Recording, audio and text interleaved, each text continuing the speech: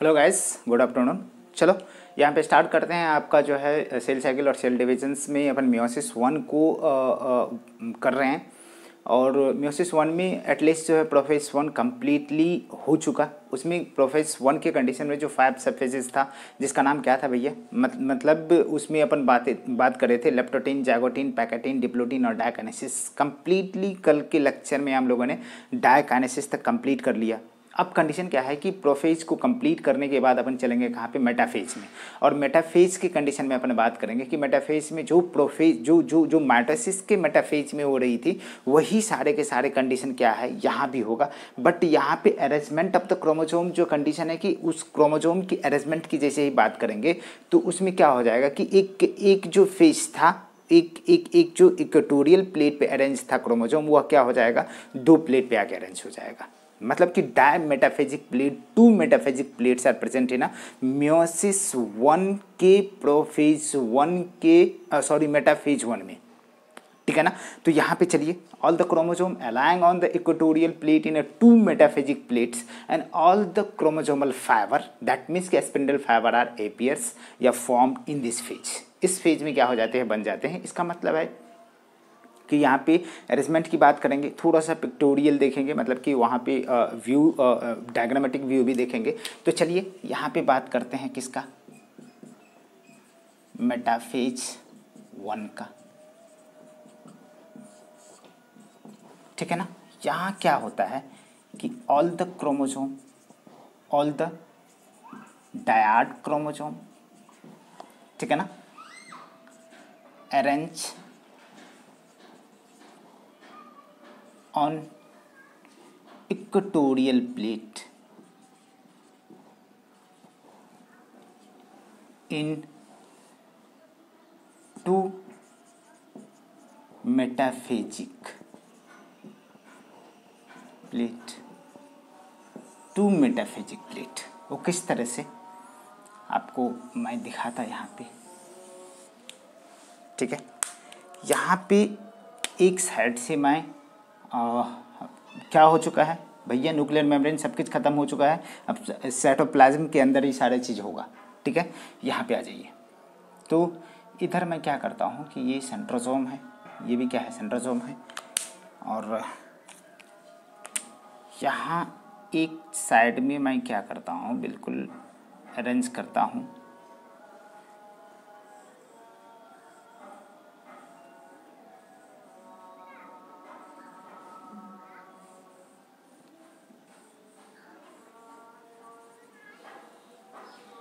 ठीक है ना? 2 मेटाफेजिक प्लेट बनाऊंगा।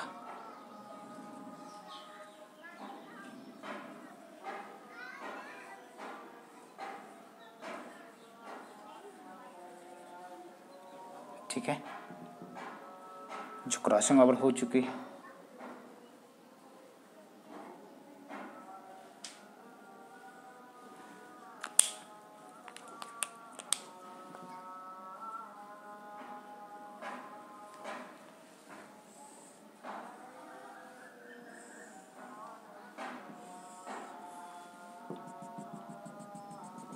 एक मेटाफिजिक प्लेट ये है।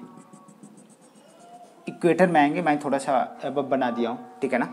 और कंटिन्यूअस फाइबर भी बनेंगे, डिसकंटिन्यूअस भी बनेंगे। इसका मतलब है कि all the chromosomal fibres are formed in this phase. ये क्या है? Dyad chromosome. ये क्या है? 2 metaphasic plate.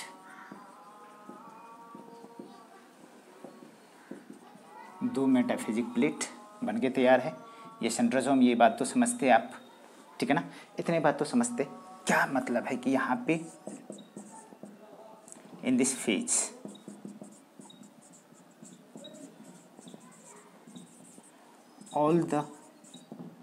all types of spindle fiber are formed। वो कौन कौन है? कंटिन्यूअस स्पिंडल फाइबर, ठीक है ना, डिसकंटिन्यूअस स्पिंडल फाइबर, जिसको क्या बोलते हैं, क्रोमोजोमल स्पिंडल फाइबर या काइनेटोकोर स्पिंडल फाइबर, ठीक है ना। फिर जो है यहाँ पे अपन बात करें तो इंटरजोनल भी डेवलप हो रहे हैं, बट दिखता नहीं यहाँ पे, ठीक है। चलो अब बात करते हैं क्या, एनाफेज के कंडीशन में दिख रहा है ना, ठीक है ना। तो ये कंडीशन है, डायाड हो गया ये, और इसमें अपन बात कर लेंगे तो 2 क्रोमोजोम होगा, तो इसको बायवैलेंट बोल देंगे, बायवैलेंट बोलेंगे। बायवैलेंट में 2 क्रोमोजोम और हर क्रोमोजोम में 2 क्रोमेटिड्स, तो कितने क्रोमेटिड्स हो गया, 4 क्रोमेटिड्स। चलो ये छोटी छोटी बातें हैं। चलो अब अपन बात करेंगे किसका, एनाफेज 1 की। यहाँ एनाफेज 1 की कैरेक्टरिस्टिक फीचर्स होता है डिसजंक्शन सब क्रोमोजोम, बोले तो मतलब कि ये जो फेज है, इस फेज में क्या होता है कि मतलब मेटाफेज जो चल रही थी, इस मेटाफेज के कंडीशन में क्या होता है कि यहाँ पे दोनों अरेंज है। इस फेज में माइटोसिस की उस फेज को कंपेयर करो तो वहाँ पे सेंट्रोमेयर जो था उसकी स्प्लिटिंग होती थी, मतलब कि क्रोमेटिड्स टूट करके अपने अपने पोल पे चले जाते हैं। बट एनाफेज 1 की कंडीशन में एकदम बिल्कुल जो है सिर्फ और सिर्फ सैग्रीगेशन सब तो होमोलोगस क्रोमोजोम होगा, स्प्लिटिंग ऑफ क्रोमोजोम मतलब कि सेंट्रोमेयर का स्प्लिटिंग नहीं होगा। दैट मीन्स कि डिसजंक्शन ऑफ क्रोमोजोम होगा, ठीक है ना। ऑल टाइप ऑफ क्रोमोजोम का एक्शंस होगा जो अपने अपने पोल की तरफ पुल करके क्रोमोजोम को लेके जा रहे हैं। तो वही सारा चीज़ मैं दिखा रहा हूँ, उसको थोड़ा सा आप देखो, हेडिंग बनाइए, एनाफेज 1, एनाफेज 1, ये चौथी फेज है, तीसरी फेज है शायद, तीसरी फेज है, ठीक है ना। इन दिस फेज, ठीक है ना, disjunction of chromosome takes place, that means, ठीक है ना, segregation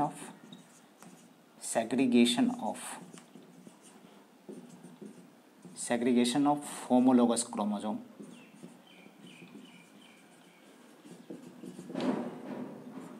takes place,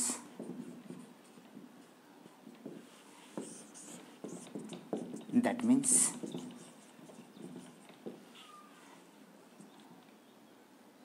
centromere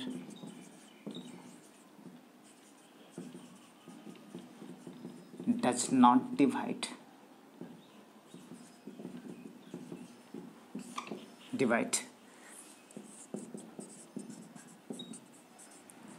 all types of spindle fiber action leads to movement of chromosome towards opposite pole। मैं थोड़ा सा यहाँ पे दोनों को कंपेयर करूँगा, माइटोसिस वाली और मियोसिस वाली। तो यहाँ पे देखिए, ये माइटोसिस वाली मैं दिखा रहा हूँ, यहाँ पे जो सेंट्रोमेयर है, तो यहाँ जो क्रोमोजोम आया था बिल्कुल टूट करके एक एक इस तरीके से, ये टूट करके स्प्लिटिंग हुई थी, और यहाँ जो है इंटरजोनल फाइबर, ठीक है ना, कंटिन्यूअस डिसकंटिन्यूअस सारा के सारा चीज़। तो ये है माइटोसिस का एनाफेज, ठीक है ना।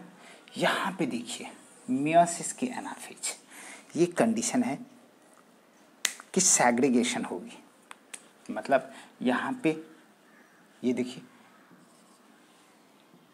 यहाँ कंप्लीटली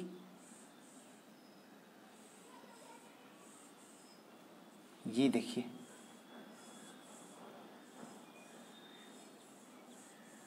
ये कंप्लीटली जो है होमोलोगस क्रोमोजोम ही अपने अपने पोल पे, मतलब कि होमोलोगस नहीं, क्रोमोजोम जो है अपने अपने पोल पे डायरेक्ट चले गए हैं। ये 4 क्रोमेटिड्स आपको दिखेंगे इसमें, दिख रहे हैं ना। यहाँ मैं एक को मॉडिफाइड करता हूँ, पहले तो इसको कर लो, कर चुका हूँ इसको।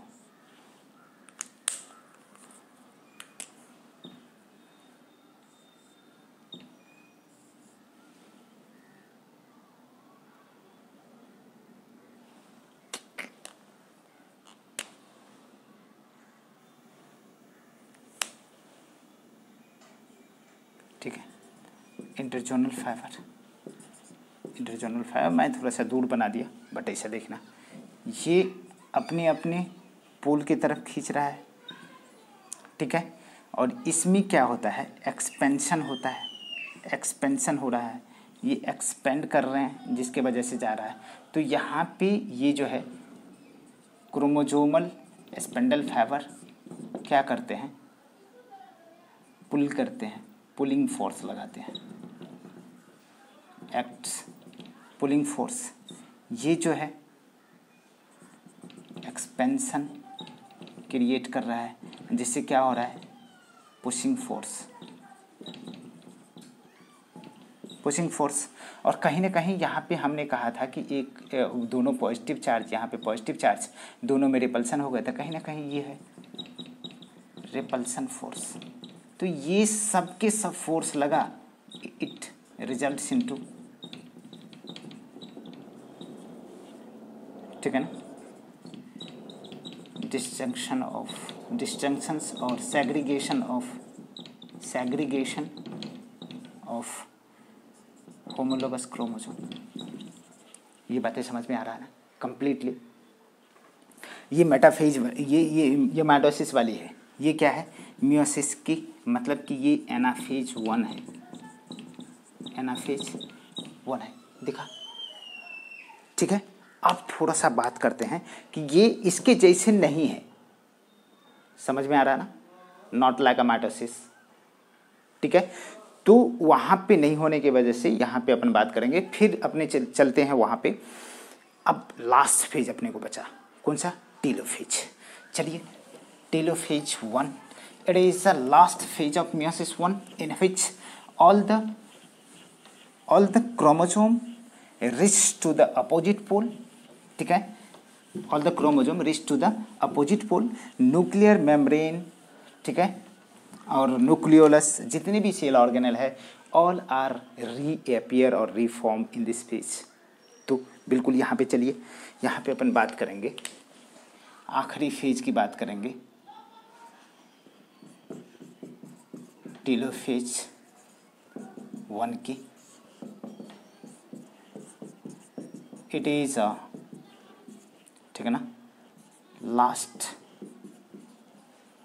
Phase of meiosis 1 in which all the segregated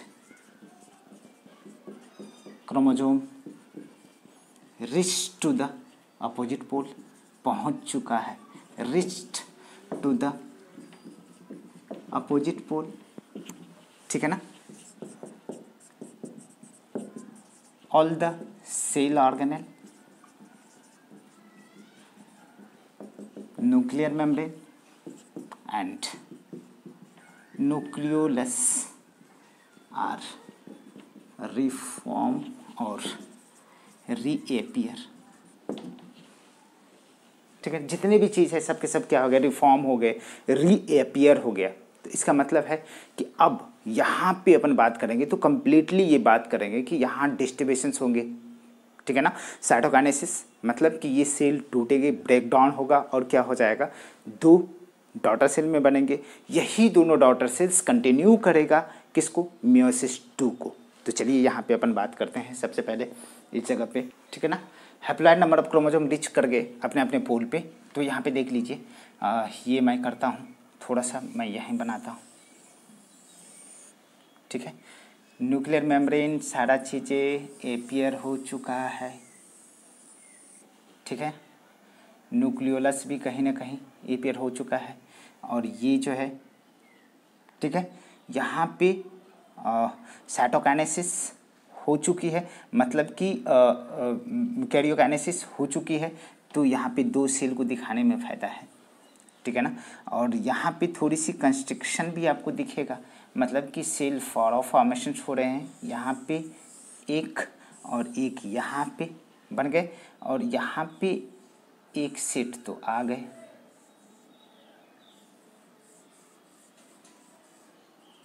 आए न्यूक्लियोलस,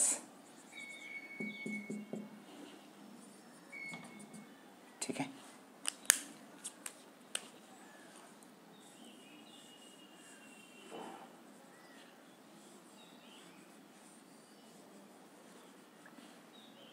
एक को रिकॉम्बिनेंट टाइप बनाएंगे,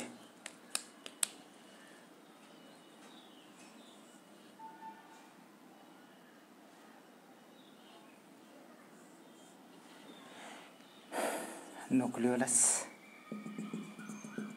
ठीक है।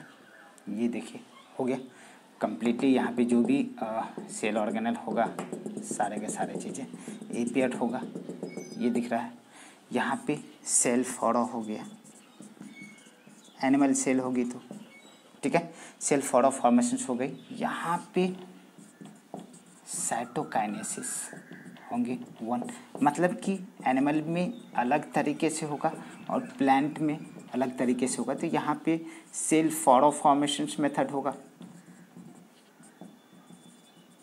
फॉर्मेशन मेथड, यहाँ पे cell plate formation method, cell plate formation method.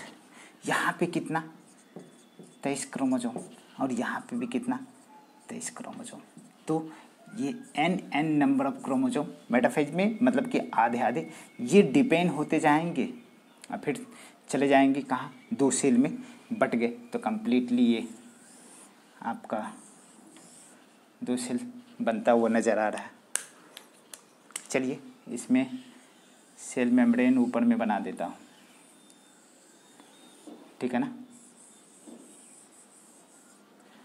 मान के चलिए नीचे कर देता हूँ इसको।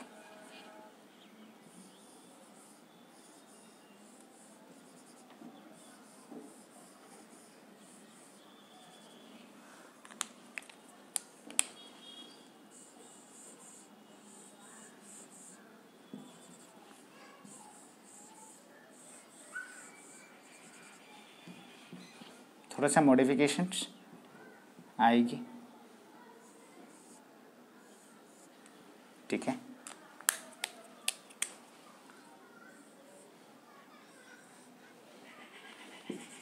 न्यूक्लियोलस जो भी होगा,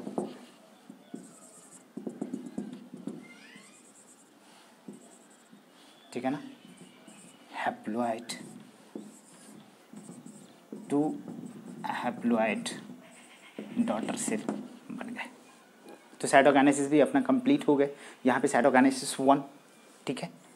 अब कंडीशन क्या है कि जैसे ही अपन स्टार्ट करने वाले हैं क्या, मायोसिस 2, ठीक है, मायोसिस 2।